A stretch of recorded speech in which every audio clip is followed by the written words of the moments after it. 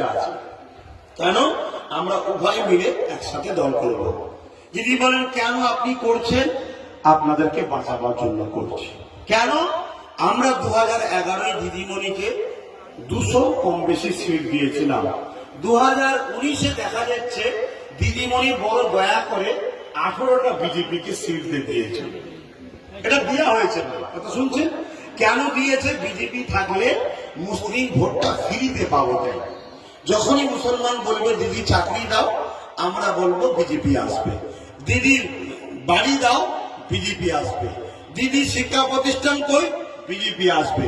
এই জন্য এটা করা হয়েছে। কথা বুঝে আসছে না? নাই সেই জায়গায় জিনাকে পাহারা দিতে দিলাম পশ্চিম বাংলায়, বিজেপি বাংলায় ছিল না। তিনি যদি দয়া করে 18টা ঢুকিয়ে দিতে পারে, বিজেপিকে বাংলায় জায়গা করে দিতে পারে, 2021-এ দিবার আগে একবার ভাবা তো দরকার যে 2021-এ সম্পূর্ণ দিয়ে দেবে না তো বিজেপিকে। তাহলে আমরা ফেসে যাবো না? যাবো না? যদি বলেন যে না দেবো না, আপনার কথা বিশ্বাস করি কি করে? তাই বলেছিলাম এই উত্তর 24 পরগনায় আপনার 24টা লোক পাহারা দেবে, আপনার 24টার সঙ্গে আমার 9টা লোক থাকবে। আপনি যদি গট আপ করেন, আমার 9টা লোক ধরে ফেলবে। আর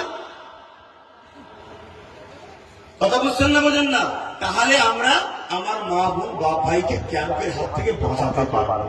এই চিন্তাটা করা কি আব্বাস সিদ্দিকীর অপরাধ? আমি চেয়েছি বাংলা মদ মুক্ত করতে, আমি চেয়েছি বাংলায় ধর্ষণ মুক্ত হোক, আমি চেয়েছি বাংলার নারীরা তারা ডক্টর হোক, বাংলার যুবকরা তারা আইপিএস অফিসার, ডব্লিউপিএস অফিসার, উকিল, জজ হোক। বিশেষ করে আমার কওমের ছেলেরা, আজ তোমরা শিক্ষা থেকে অনেকটা পিছিয়ে গেছো। আদিবাসী দলিতদের থেকেও সমীক্ষা বলছে মুসলিমদের শিক্ষা অনেক কম। আমি চাইছি ফুরফুরা আহলে সুন্নাত ওয়াল জামাতের অরাজনৈতিক সংগঠন এই